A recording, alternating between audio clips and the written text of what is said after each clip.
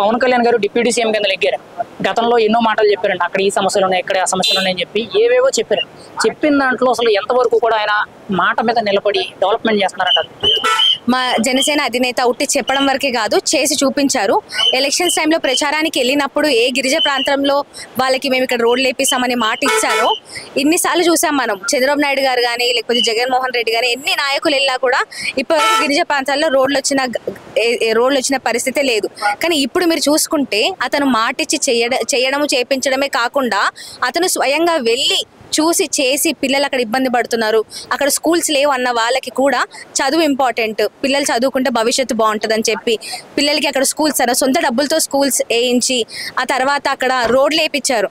అసలు last time నడుస్తుంటే అతను బురద నీళ్ళల్లో కానీ అట్లాంటి కొండ ప్రాంతాల్లో ఏ ఒక్క నాయకులైనా సరే ధైర్యంగా వెళ్ళలేరు. ఆ నక్సలైట్స్ తిరిగే ఆ ప్లేసెస్లో కానీ ఎవరు సరే ఏ రాజకీయ నాయకులు భయంతో వణిగిపోతారు. అలాంటిది మా నాయకుడు అక్కడున్న ప్రజలకి డబ్బు కానీ అవన్నీ కూడా ఏం తెలియవు, కానీ అలాంటిది ఆయన వెళ్ళి చెప్పి మాటిచ్చి రావడమే కాకుండా ఈ రోజు చేపించినందుకు వాళ్ళు జీవితాంతం రుణపడే ఉండేటట్టు, వాళ్ళు వేసిన ఓటు వృధా కాకుండా జీవితాంతం వాళ్ళు మేము నాకు తెలిసి ఇన్నిసార్లు ఎలక్షన్స్లో వాళ్ళు ఎన్నిసార్లు ఓటు వేసాం, మేము ఎందుకు వేసామని మొర్రో మొత్తుకోవడమే తప్ప నాకు తెలిసి ఫస్ట్ టైం వాళ్ళ ఓటు వాళ్ళు వినియోగించుకున్నారు రైట్ వేలో అనేది ఆ ఒక్కదానిలోనే. మేడం, ఇప్పుడు పవన్ కళ్యాణ్ గారు పరిపాలనలోకి వచ్చిన తర్వాత గ్రౌండ్ లెవెల్లో బాగా పనిచేస్తున్నారని చెప్పి ఇలాంటి వ్యక్తులు చెప్తున్నారు. మీడియా ముందుకు వచ్చి కొంతమంది సామాన్య ప్రజలు కూడా కొంతవరకు కూడా మాకు బెటర్గా ఉంది, గతంతో పోలితే బాగానే ఉందని చెప్తున్నారు.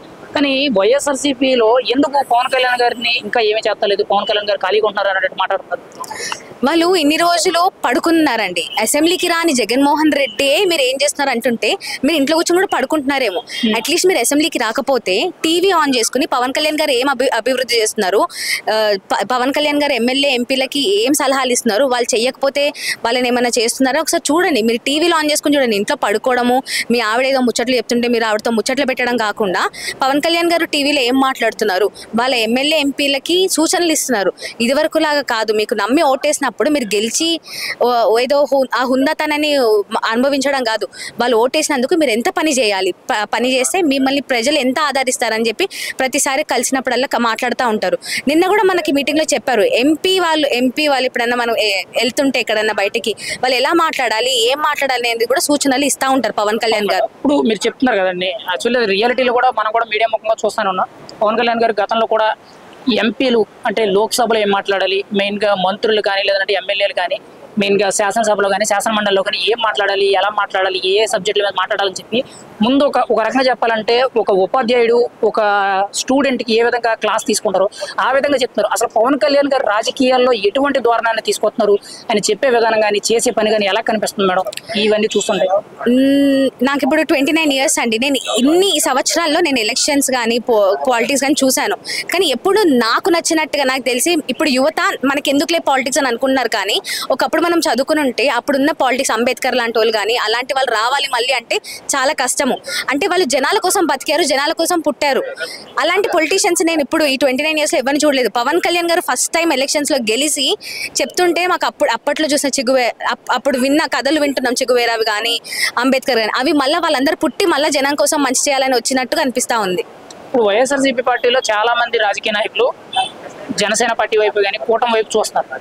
అది చూడడం మాట పక్కన పెడితే ఆ పార్టీలోంచి ఏ నాయకులు వచ్చినా కానీ మాకు ఇలాగ అన్యాయం జరిగింది, మా కుటుంబాన్ని ఇబ్బంది పెట్టారు, లేదంటే వాళ్ళు ఇలాగా దారుణాలు చేశారు, వాటిల్లో మేము అనవసరంగా ఇరుక్కున్నాం, మాకు ఏ పాపం తెలియదు అనేటట్టు మాట్లాడతారు. రీసెంట్గా చూసుకుంటే మనకు విజయసాయి రెడ్డి గారు మీ భాగోతాలన్నీ బయటపెడతామని చెప్పి కామెంట్ చేస్తారు. నిన్న బాలినేని శ్రీనివాసరెడ్డి గారు కూడా కొంత భావోద్వేగాలకు లోనయ్యి నా కుటుంబ సభ్యులు ఇబ్బంది పెట్టారు, నన్ను కూడా చాలా ఇబ్బందులు పెట్టారని చెప్తున్నారు. అంటే ఆ పార్టీ అనేది వ్యవహార శైలి ఎలా కనిపిస్తుంది అంటే రాజకీయాలకి అసలు ఫిట్ అని అంటారా ఆ పార్టీ అనేది, ఆ పార్టీ కానీ నాయకులు? అది నేను జనాలను అడగదలుచుకున్నానండి. ఇప్పుడు మీరు గెలిపించారు 5 years జగన్మోహన్ రెడ్డి గారిని. గత 5 yearsగా చూసుకుంటే ఎంతమందిని ఎన్ని రకాలుగా ఇబ్బంది పెట్టారు. ఆడోళ్ళు లేదు, ముసలోళ్ళు లేరు, ఎవరినైనా సరే ఎంత ఇబ్బంది పెట్టారు. నువ్వు అక్కడి వరకు వెళ్తున్నాను నేను ఎందుకు? సొంత చెల్లినే ఇబ్బంది పెట్టారు, సొంత బాబాయిని చంపేశారు, సొంత తండ్రిని ఎంత ఇబ్బంది పెట్టారు. అలాంటి వ్యక్తి జనాలకి ఏం మంచి చేస్తారు?